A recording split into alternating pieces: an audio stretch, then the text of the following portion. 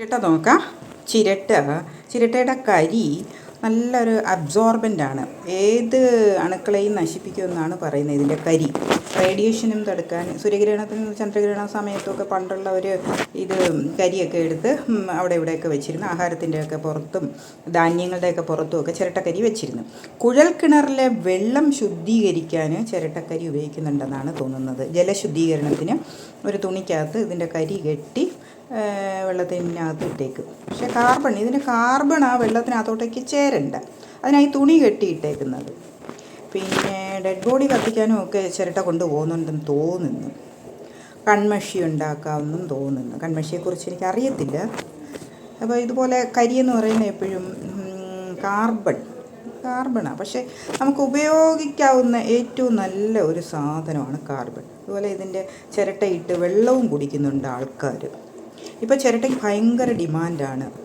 1 kilo ചിരട്ടയ്ക്ക് ഏതാണ്ട് 40ഓളം രൂപ തരുന്നുണ്ട്. എല്ലാ കടയിലും എഴുതി വെച്ചേക്കുന്നത് ചിരട്ട ഉണ്ടെങ്കിൽ വാങ്ങിക്കും എന്ന്.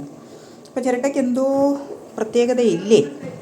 ആയുർവേദത്തിലെ ഒരുപാട് കൂട്ടുകളായിട്ടും ഈ ചിരട്ടയൊക്കെ ഉപയോഗിക്കുന്നുണ്ട്. ചിരട്ടയിട്ട വെള്ളമായിരുന്നു പണ്ട് സദ്യക്കൊക്കെ കൊടുത്തിരുന്നത്. അപ്പോൾ പായസമൊക്കെ കഴിച്ചിട്ട് പിന്നെ വെള്ളം കുടിക്കാനായിട്ട് ഈ ചിരട്ടയിട്ട വെള്ളം സദ്യയോടൊപ്പം കുടിക്കുന്ന വെള്ളം ചിരട്ടയിട്ട വെള്ളമായിരുന്നു. കൂടുതലിടണ്ട, ഒരു 10 ലിറ്ററിന് അല്ലെങ്കിൽ 5 ലിറ്ററിന് 2 ചിരട്ടയോ 1 ചിരട്ടയോ കാണാൻ ഇട്ടാൽ മതി. അപ്പോൾ എന്തൊക്കെയോ കാര്യങ്ങളുണ്ട് ചിരട്ടയായിട്ട്. ചിരട്ട കളയണ്ട, കത്തിച്ച് കളയണ്ട. പുകച്ചാലും നല്ലതാണ്, ചിരട്ട പുകയ്ക്കുന്നതും നല്ലതാണ്. അതുകൊണ്ടാണ് ഡെഡ് ബോഡി കത്തിക്കാനൊക്കെ എടുക്കുന്നത്.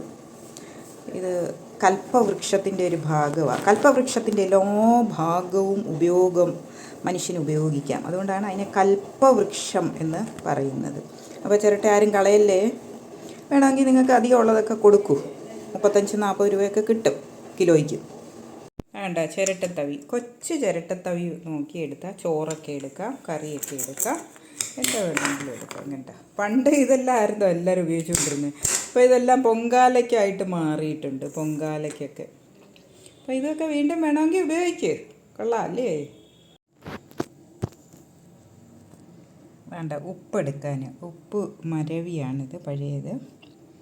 അത് കണ്ടോ, ഉപ്പ് എത്ര വർഷം ഈ ഉപ്പ് വെള്ളത്തിൽ കിടന്നാലും, ഉപ്പ് കോരാനെടുത്താലും ഈ ചിരട്ട ചീത്തയാവത്തില്ല. അപ്പോൾ ചിരട്ടയുടെ ഒരു ശക്തി ഒന്ന് ആലോചിക്കണം. എത്ര കാലം ഉപ്പ് വെള്ളത്തിൽ കിടന്നാലും ഈ ചിരട്ട ചീത്തയാവത്തില്ല. കണ്ടോ, ചിരട്ട പിന്നെ നമുക്ക് കറിയൊക്കെ കോരാനെടുക്കാം, ചോറുമൊക്കെ കോരാനെടുക്കാം. ഇപ്പം പിന്നെ നമുക്ക് ക്ഷേത്രങ്ങളിലൊക്കെ പൊങ്കാലയ്ക്കുമൊക്കെ നമ്മൾ ചിരട്ടത്തവിയും മൺകലവും ഒക്കെ ഉപയോഗിക്കുന്നുണ്ട്. ചിരട്ടത്തവിയൊക്കെ ഉപയോഗിക്കുന്നുണ്ട്.